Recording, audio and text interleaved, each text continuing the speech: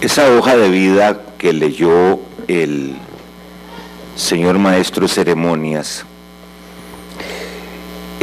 es nada más que el recuento de una vida dedicada a trabajar, pero lo único que vale la pena de todo eso es solo un renglón: soy abogado. Todo lo demás ha sido casualidad. Señor presidente del Colegio de Abogados, don Eduardo Calderón,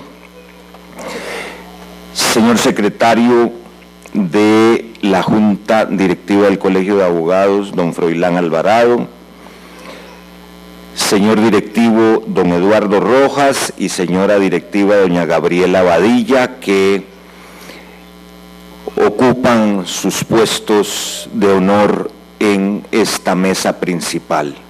Aprovecho asimismo para saludar a mi buen amigo y expresidente de este colegio, don Gary Amador, y a mi buen amigo, ambos alumnos, lo cual no los hace viejos, exalumnos, don Edgar Castrillo, miembro de la Junta Administradora de este colegio. Jóvenes y futuros abogados, jóvenes y futuras abogadas, damas y caballeros. Nosotros los abogados tenemos tres grandes responsabilidades. Ese es el motivo fundamental de lo que yo quiero compartir esta tarde con ustedes, las tres grandes responsabilidades de los abogados. Por eso le he puesto como título a esta pequeña charla: Justicia caórdica y abogacía contemporánea. Tienen ustedes muy claro que en Costa Rica hay 28 universidades que brindan la carrera de Derecho, 27 privadas y una pública. Esa pública con un decano que golpea mesas y tira botellas de agua en el suelo cuando se enoja. Son las cosas por las que la historia del derecho y de la enseñanza del derecho tienen que pasar. Pero en ninguna de las 28 universidades de este bellísimo y amado país enseña abogacía. En ninguna universidad de Costa Rica se enseña abogacía. Y hace muchos años, tal vez decenios, que en nuestras universidades no se enseña abogacía. Y se los voy a probar. Vean las páginas de ayer o antier del colegio. Está dando clases no solo de abogacía, está dando clases de judicatura, porque ninguna universidad hace jueces, ninguna universidad hace abogados. Y ahora todo el esfuerzo que hicimos hace 20 años por una maestría en Derecho Notarial se convirtió en un cursito de especialidad. El gran problema que tenemos es que en nuestras universidades no saben lo que es la abogacía. Y la abogacía yo la definiría de manera muy simple, como la ciencia y el arte de la razón y el convencimiento. La ciencia y el arte de la razón y el convencimiento. Para ser una buena abogada es indispensable saber pensar como abogada. Y para ser un buen abogado es indispensable saber pensar como abogado. ¿Y cuáles son las principales herramientas con que cuenta la abogacía, que no se enseñan en ninguna de las 28 universidades de Costa Rica que dan nuestra carrera? El conocimiento jurídico profundo. No puede existir un buen abogado o una buena abogada si no tiene un conocimiento jurídico profundo. Y yo le agregaría, y actualizado. Segundo, el razonamiento preciso. Tercero, la adecuada comunicación. Y cuarto, la capacidad de persuasión.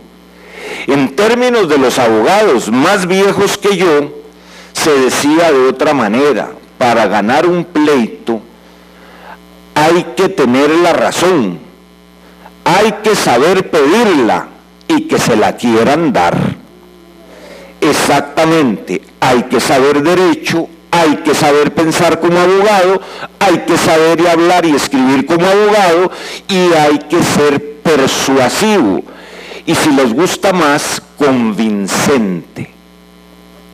Porque el joven o la joven que sacó 100 corrido en sus notas, hay que aplaudirle. Tiene una memoria sorprendente, pero no basta.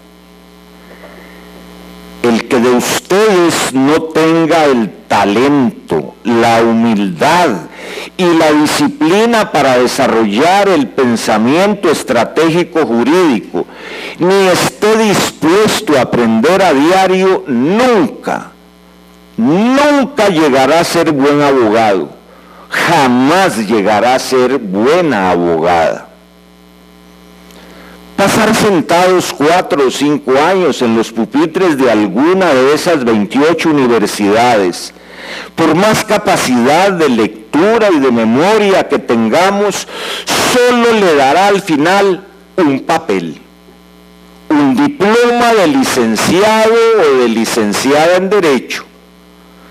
Pero esos 5 o 4 años de pupitre en la universidad no la van a hacer abogado, no lo van a hacer abogado. Nuestros estudios de derecho, para empezar, están mal denominados. Deberían llamarse, por ejemplo, Escuela de Derechos y Deberes, porque no solo estudiamos derecho, estudiamos deberes. O debería llamarse, de manera, digamos, más precisa y más sincera, Escuela de Ciencias y Artes Jurídicas. Porque hoy día lo más que se podría llamar es Facultad de Cómo Perder el Tiempo Memorizando Leyes. Y qué ridículo, porque todas las leyes que ustedes quieran del mundo, en el idioma que quieran, aunque no lo hablen, están en la web. Ya no son aquellos tiempos lindos de lo que nos acordamos los mayorcitos, como cuando llegaba un maestro de maestros como el profesor Miguel Blanco, que en paz descanse, y la primera clase de él empezaba diciendo: muchachos, vaya, compre el Código Procesal Civil, la mejor edición es la de la librería Lehmann. Busquen a algún amigo que tenga una imprenta para que se lo desvencije, lo desarme, y entre cada hoja le ponga un papelito blanco, lo pase por la guillotina y lo empaste con su nombre. Aquello era ni más ni menos, hace 40 años, la primera base de datos jurídica de derecho procesal civil. ¿Y por qué con papelitos en blanco entre hoja y hoja? Para hacerle las anotaciones de jurisprudencia, para hacerle las anotaciones de doctrina, o para pegarle un recorte de la Gaceta, que ya tampoco existe, cuando se reformaba algún artículo. Ahora tenemos bases de datos informatizadas o cibernéticas, donde lo único que tenemos que hacer nosotros es dar unos cuantos clics y poner algunas palabras para encontrar lo que querramos. Y más aún, vamos a darnos cuenta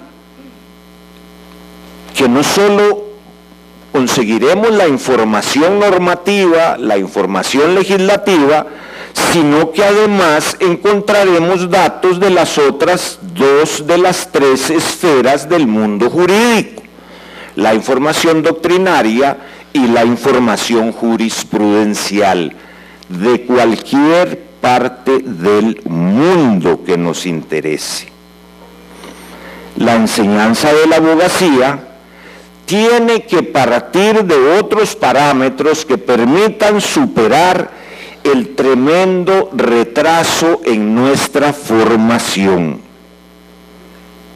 Los futuros estudiantes de Derecho y ustedes que se van a iniciar hoy en los augustos misterios de la abogacía, deberían pensar seriamente en cómo dominar el arte y la ciencia que van ustedes a utilizar.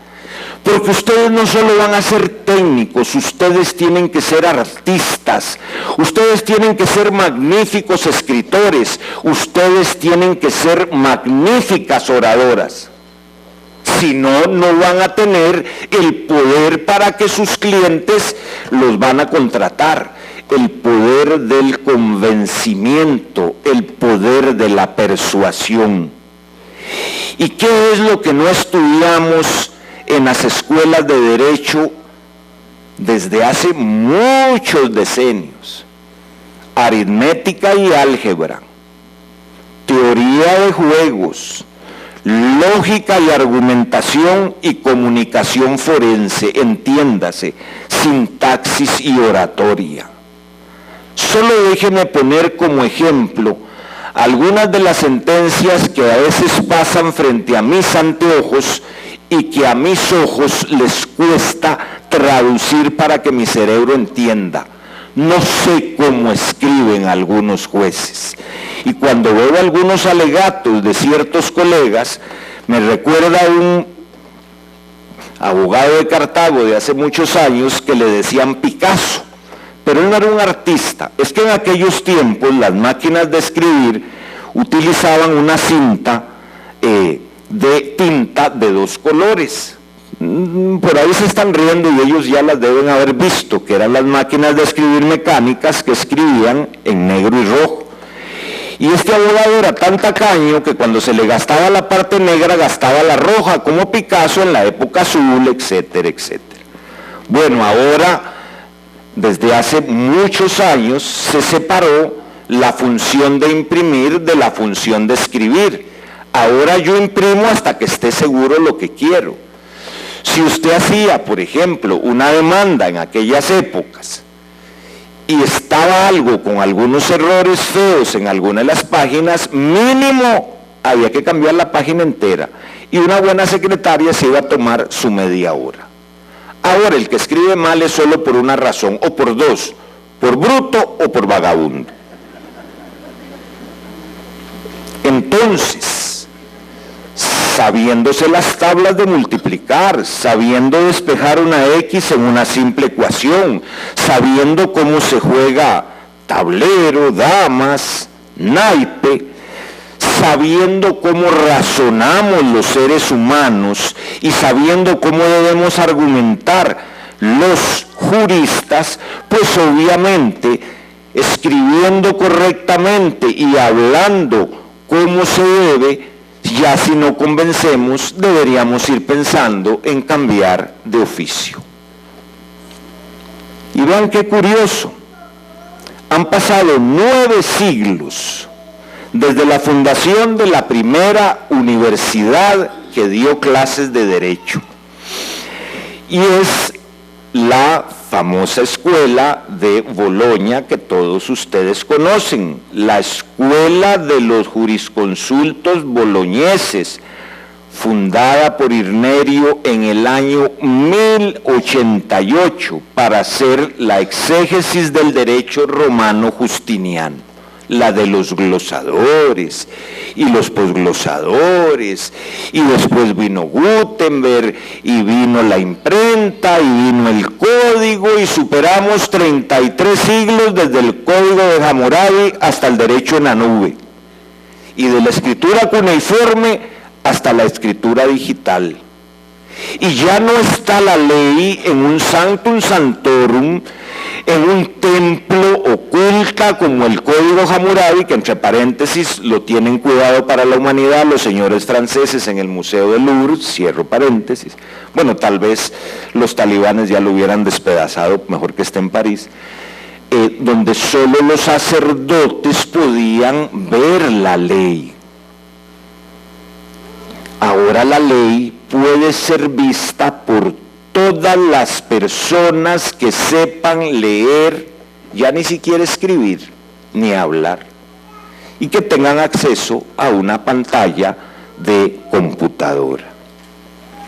¿Cuál es la primera gran responsabilidad de las abogadas y de los abogados?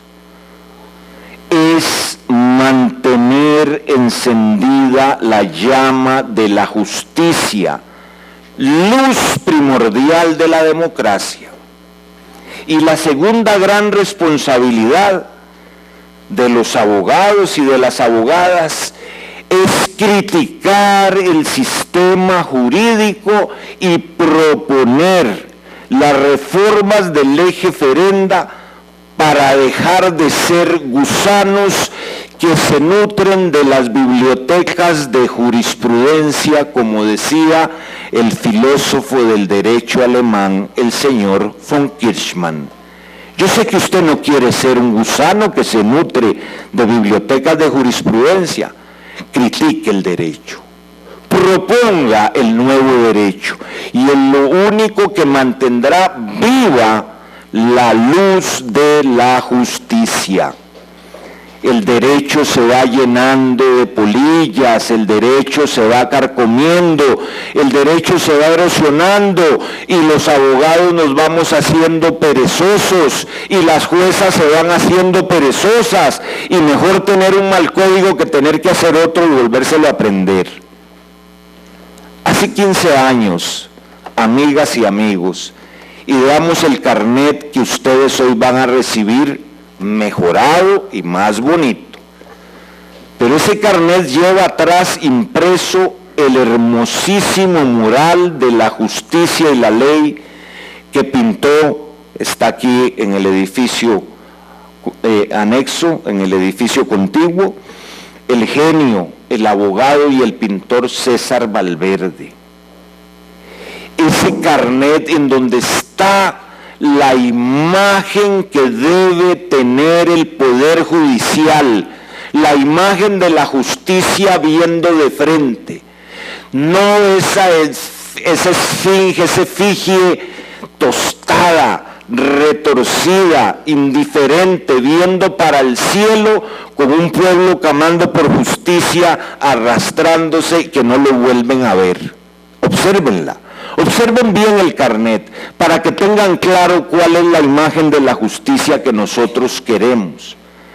Pero vea, si usted, futura abogada, o si usted, futuro abogado, no tiene claro que la justicia es la columna esencial de la República, mejor no se atreva a recibir el carnet que le va a permitir ejercer la abogacía.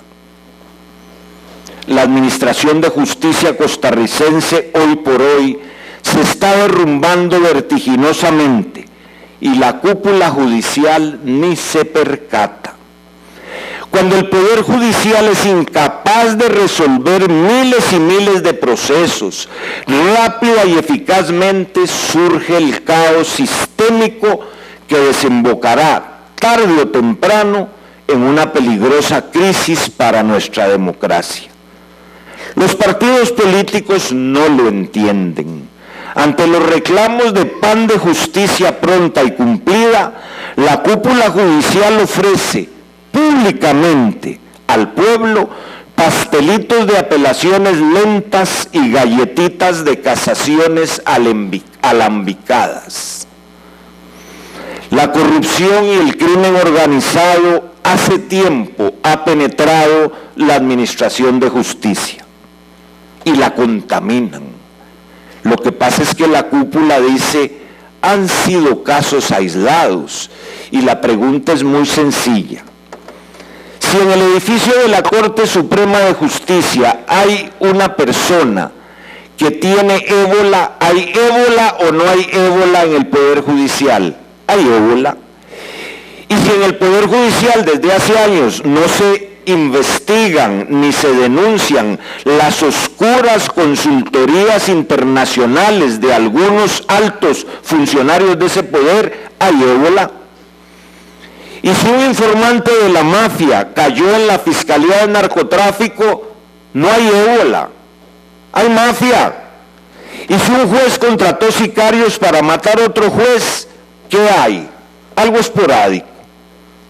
Y si los jueces de garantías querellan y persigan a los policías honestos del organismo de investigación judicial, ¿qué hay?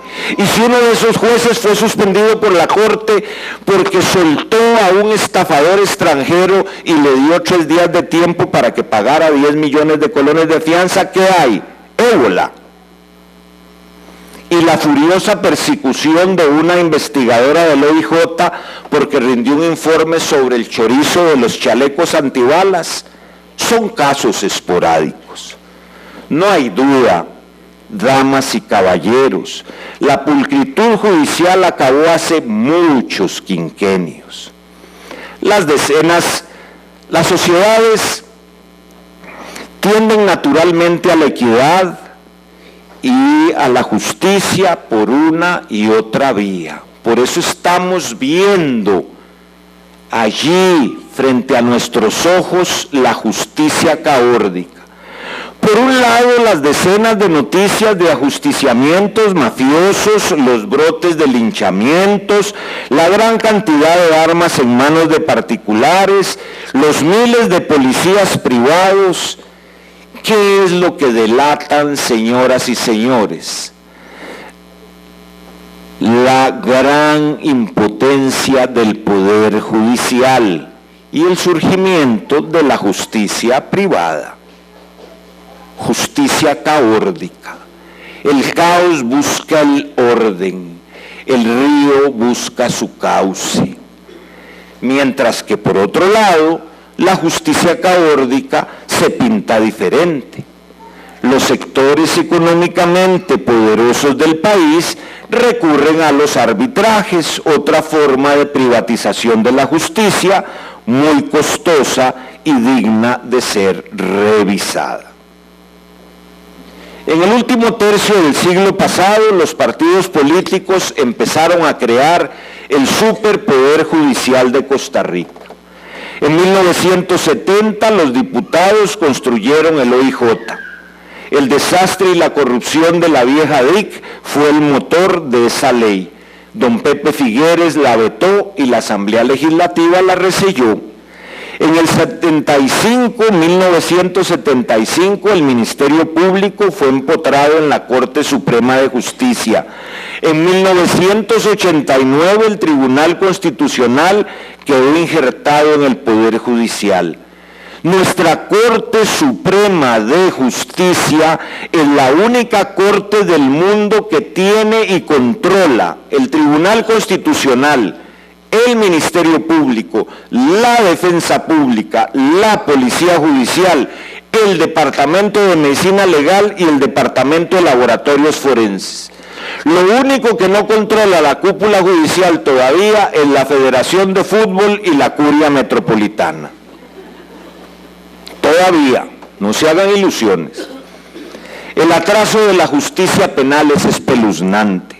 La lentitud de las fiscalías que tramitan los expedientes de las víctimas es tremenda. Los contribuyentes, usuarios o no del Poder Judicial, debemos saber cómo se gastan y cómo se aprovechan los miles de millones de colones que nos cuesta ese poder. No olviden que solo la cúpula judicial, los magistrados propietarios, suplentes, letrados y el personal de apoyo cuesta más de 3.000 millones de colones al año. La cúpula, no el Poder Judicial. Habría que ver cuánto nos cuesta cada una de las sentencias de casación, pero en penal sí les puedo decir que solo el 3% de los delitos denunciados culminaron en los últimos 5 años con una sentencia condenatoria. 3 de cada 100 delitos denunciados llegan a sentencia condenatoria. Y lo que dice la cúpula es: Juan Diego, ¿usted quiere que los condenen a todos? No, pero que no sea solo el 3%. El artículo 98 del Código Procesal Penal nos convierte también en otro fenómeno exclusivo de Costa Rica a nivel mundial. Somos el único país del mundo que tiene prohibido por ley que los policías interroguen a los sospechosos. En este país es prohibidísimo desde 1998 que si a un sospechoso de un homicidio, de una violación, de cualquier delito ensangrentado que estaba ahí, la policía le pregunte dónde dejó el cuchillo. Es prohibido. Entonces, ¿qué esperan? Yo nunca he estado a favor de la tortura, ni mucho menos, pero si ustedes me pudieran decir en cuál país del mundo existe esa ley, pues yo simplemente diría, bueno, ya somos dos. El Poder Judicial debe volver a su cauce republicano. Los jueces, los magistrados deben ser siempre jueces y juezas de implacable carrera, que tengan 55 años de edad, que sean nombrados por 5 años y por un periodo más, y como en las organizaciones inteligentes se jubilan a los 65 años. No puede ser, no es sano para la democracia, no es sano para la justicia republicana que los señores magistrados padezcan de un virus de pereza que no los deja irse para la casa después de decenios de ocupar ese puesto. No es sano. No es sano para la República que el mismo jefe de la Policía Judicial sea el jefe de los médicos forenses, sea el jefe de los peritos forenses y sea el que decide cómo funcionan los laboratorios forenses.